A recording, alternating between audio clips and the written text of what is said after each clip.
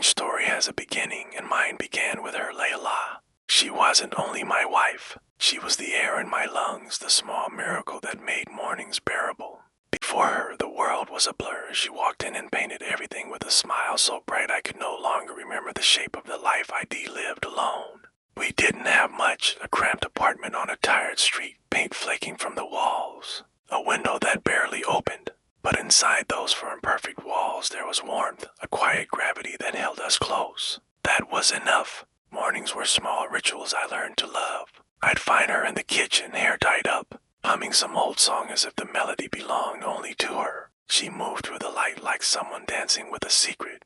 Before I left for work, she would straighten my tie even when it didn't he needed, and say, "There, now the world will take you seriously." It wasn't about the knot. It was the gesture, the way she folded care into the ordinary. I kept those moments like coins in a pocket, small, worth saving. Night belonged to us.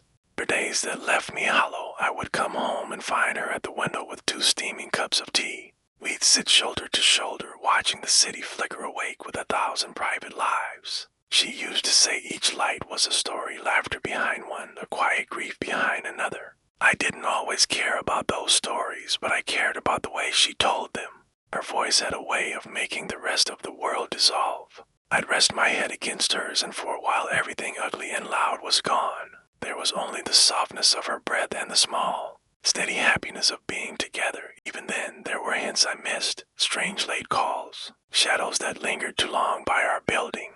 When she told me, quietly, "Aariz, I feel like someone's watching us," I shrugged it off and called it nerves. I believed in her laughter so fiercely I refused to see what might dim it. If I could take back that stubbornness, I would. One wish I had listened. I loved her like time could be paused, like nothing in the world could reach what we had. I was wrong, so terribly wrong.